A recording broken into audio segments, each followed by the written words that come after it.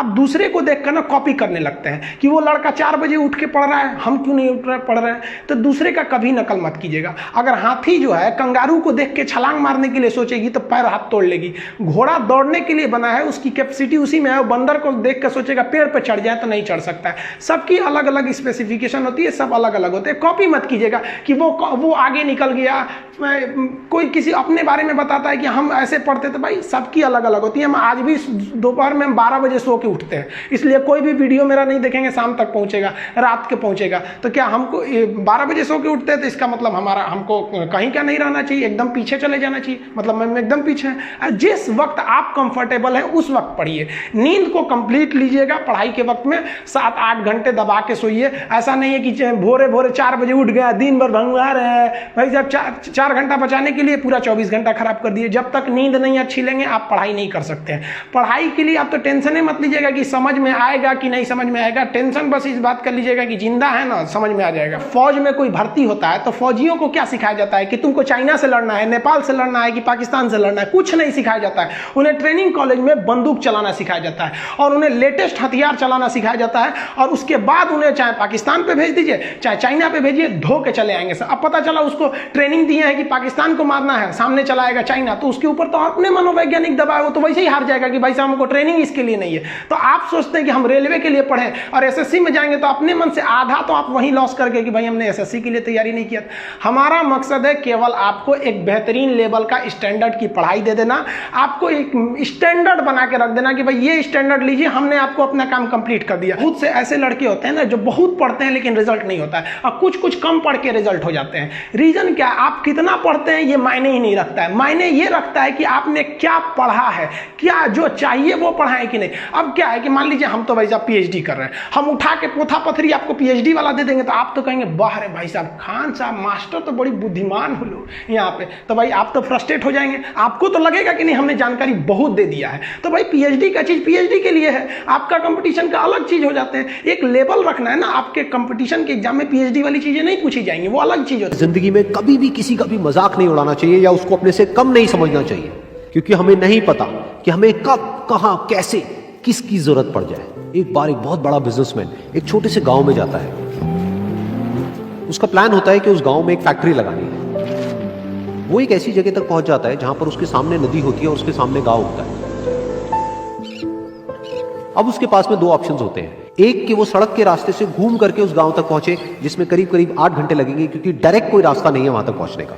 दूसरा कि सिर्फ 20 मिनट में एक नाव में बैठ करके उस नदी को पार करके उस गांव तक पहुंच जाए। तो अपना टाइम बचाने के लिए उसने उस नाव में बैठने का डिसीजन लिया। वो नाव बहुत ही छोटी सी थी, जिसमें एक तरफ एक आदमी बैठा था जो कि नाव चला रहा था और दूसरी तरफ ये बिजनेसमैन बैठा हुआ था। तो नाव में बैठने की थोड़ी देर बाद उस बिजनेसमैन ने उस नाव वाले से पूछा, तुझे पता है तेरी नाव में कौन बैठा है? तो नाव वाले ने बड़े भोलेपन से कहा हाथ जोड़ करके, नहीं साहब मुझे नहीं पता आप कौन है। तो बिजनेसमैन बोला, अरे तू अखबार नहीं पढ़ता है क्या? हर दूसरे दिन मेरी फोटो आती है अखबार में। तो नाव वाला बोला, अरे साहब मुझे कहाँ पढ़ना लिखना आता है, मैं बहुत छोटा सा था जब मेरे पिताजी गुजर गए थे, तो अपने परिवार का ध्यान रखने के लिए मैं बचपन से ही काम में लग गया और तभी मेरा स्कूल छूट गया। ये सुन करके उस बिजनेसमैन ने उसका मजाक उड़ाते हुए उसको कहा, तुझे पढ़ना लिखना तक नहीं आता है, ऐसी जिंदगी का क्या फायदा?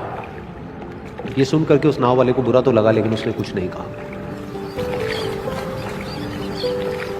थोड़ी देर बाद वो बिजनेसमैन उस नाव वाले से बोला, अभी कुछ ही दिन बाद ये जो सामने तू जमीन देख रहा है, यहां पर मेरी एक बहुत बड़ी फैक्ट्री होगी जहां पर हमारे ब्रांड की मिनरल वाटर की बॉटल्स बनेगी। उस नाव वाले को बात समझ नहीं आई। उसने कहा, क्या बनेगा साहब?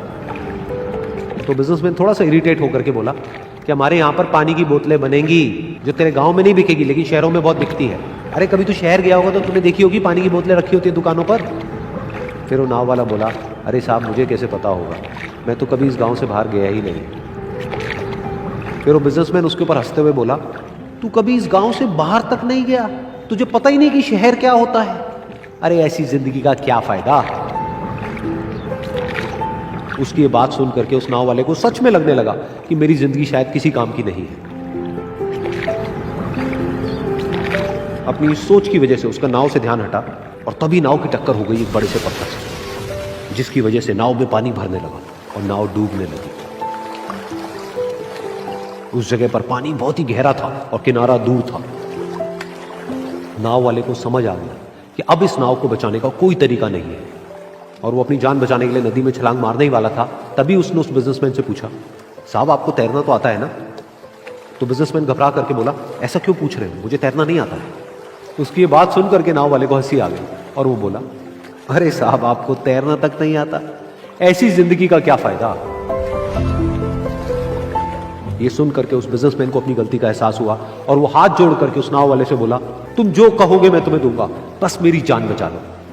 तो उस नाव वाले ने बोला, अरे साहब आप घबराओ नहीं, मुझे सिर्फ तैरना नहीं आता है, मुझे डूबते हुए लोगों को बचाना भी आता है, आप मुझे कस के पकड़ लो, मैं आपको कुछ नहीं होने दूंगा। और फिर उस नाव वाले ने ना सिर्फ अपनी बल्कि उस बिजनेसमैन की भी जान बचाई। तो इस कहानी से हम एक बहुत बड़ी सीख ले सकते हैं कि हमें जिंदगी में कभी भी किसी का भी मजाक नहीं उड़ाना चाहिए या उसको अपने से कम नहीं समझना चाहिए, क्योंकि हमें नहीं पता कि हमें कब, कहां, कैसे, किसकी जरूरत पड़ जाए। आप दूसरे को देखकर ना कॉपी करने लगते हैं कि वो लड़का 4 बजे उठ के पढ़ रहा है, हम क्यों नहीं उठ रहे पढ़ रहे हैं। तो दूसरे का कभी नकल मत कीजिएगा। अगर हाथी जो है कंगारू को देख के छलांग मारने के लिए सोचेगी तो पैर हाथ तोड़ लेगी। घोड़ा दौड़ने के लिए बना है, उसकी कैपेसिटी उसी में है। बंदर को देख कर सोचेगा पेड़ पर चढ़ जाए तो नहीं चढ़ सकता है। सबकी अलग अलग स्पेसिफिकेशन होती है, सब अलग अलग होते हैं। कॉपी मत कीजिएगा कि वो आगे निकल गया, कोई किसी अपने बारे में बताता है कि हम ऐसे पढ़ते थे। भाई सबकी अलग अलग होती है। हम आज भी दोपहर में 12 बजे सो के उठते हैं, इसलिए कोई भी वीडियो मेरा नहीं देखेंगे शाम तक पहुंचेगा, रात के पहुंचेगा। तो क्या हमको 12 बजे सो के उठते हैं तो इसका मतलब हमको कहीं क्या नहीं रहना चाहिए, एकदम पीछे चले जाना चाहिए, मतलब मैं एकदम पीछे है। जिस वक्त आप कंफर्टेबल है उस वक्त पढ़िए। नींद को कंप्लीट लीजिएगा पढ़ाई के वक्त में, 7-8 घंटे दबा के सोइए। ऐसा नहीं है कि भोरे भोरे 4 बजे उठ गया, दिन भर भंगवा रहे हैं। भाई जब 4 घंटा बचाने के लिए पूरा 24 घंटा खराब कर दिए। जब तक नींद नहीं अच्छी लेंगे आप पढ़ाई नहीं कर सकते हैं।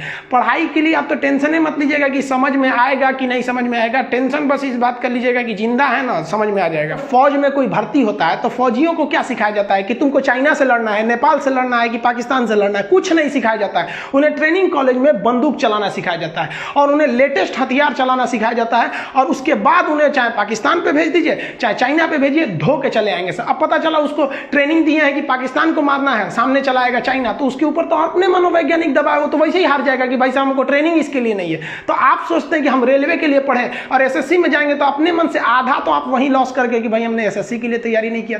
हमारा मकसद है केवल आपको एक बेहतरीन लेवल का स्टैंडर्ड की पढ़ाई दे देना, आपको एक स्टैंडर्ड बना के रख देना कि भाई ये स्टैंडर्ड लीजिए, हमने आपको अपना काम कंप्लीट कर दिया। बहुत से ऐसे लड़के होते हैं ना जो बहुत पढ़ते हैं लेकिन रिजल्ट नहीं होता है, और कुछ कम पढ़ के रिजल्ट हो जाते हैं। रीजन क्या, आप कितना पढ़ते हैं ये मायने ही नहीं रखता है। मायने ये रखता है कि आपने क्या पढ़ा है, क्या जो चाहिए वो पढ़ा है कि नहीं। अब क्या है कि मान लीजिए हम तो भाई साहब पीएचडी कर रहे हैं, हम उठा के पोथा पथरी आपको पीएचडी वाला दे देंगे तो आप तो कहेंगे वाह रे भाई साहब, खान साहब मास्टर तो बड़ी बुद्धिमान हो लोग यहाँ पे। तो भाई आप तो फ्रस्ट्रेट हो जाएंगे, आपको तो लगेगा कि नहीं हमने जानकारी बहुत दे दिया है। तो भाई पीएचडी का चीज पीएचडी के लिए है, आपका कंपटीशन का अलग चीज हो जाते हैं। एक लेवल रखना है।